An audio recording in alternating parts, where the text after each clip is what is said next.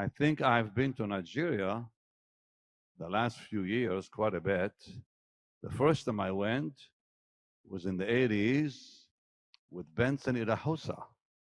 That's when you were only a little boy. There's one thing I don't like about what you said. It makes me feel old.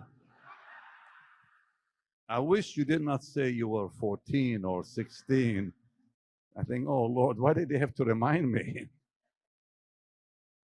I want to tell you just a few things about my experiences with Benson. How many of you heard of that man of God? Okay. How many have not? You have not. Well, he was very, very, very powerful. So when I was with him, I was there for 2 weeks in the 80s, mid-80s. We were in Lagos, Ibadan, Kaduna, and it was powerful what God did. But that man of God, very anointed, like beyond what I've seen in my lifetime. Truly.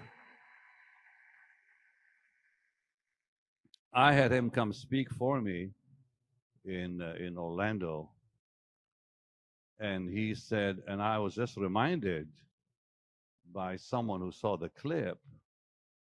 He was preaching for me. He would wear these beautiful robes, and he gave me one every day. I looked like the Pope. One day it was a blue robe, the next day it was yellow, the next day it was green and yellow and blue. And it was wonderful because it was so hot in the meetings that all to do to get cool is just do this. Get some air flowing, you know. But Oral told me this now. I didn't see this part. But the president of Nigeria at the time had said to Benson, he said, we need rain. We have not had rain. Now, Oral Roberts was with him that day in Nigeria.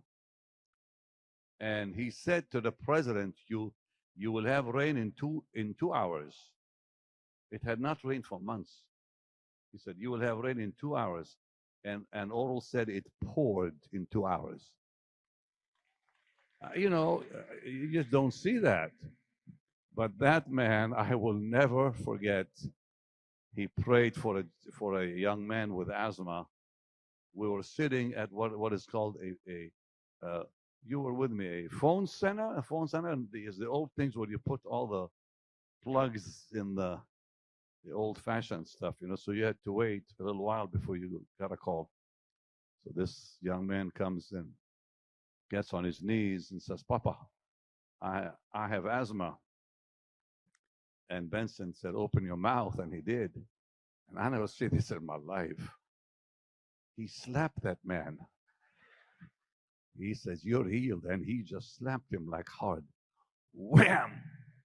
And guess what? The asthma was gone. That was the first time I ever saw a man slap anybody and they got healed. Wow. But anyways, he was bold in the Lord. But the most amazing thing we saw with him, Jim, come here a second. You were there. They probably won't even believe this one. Jim Sornero has been with me how many years now? December will be 37 years. He's a saint, this man. So we are flying to Kaduna. We get to the airport, and how many of us were together with him? 10 of us, or maybe more. He gets to the airport. Now, nobody has a ticket. Not one of us has a ticket. He gets to the airport. He stops the plane from flying out to Kaduna. A plane was ready to take off, full of passengers. He goes to the pilot. He says, you're not going anywhere. And he kicks all the passengers off the plane. Huh? He said, you, go. And they went. And they all went. He kicked them all off the plane. He says to us, come on, take the first class cabin. So we filled the first class cabin. And then he goes down, and there's a line of people that had been kicked off by him. And he says, you go, you go, you go, you go, you go. And they fill the plane. Then he says, you go home. There was a few of them that could not get in. He looks at the pilot and says, now you can take off. I thought, what power this man has.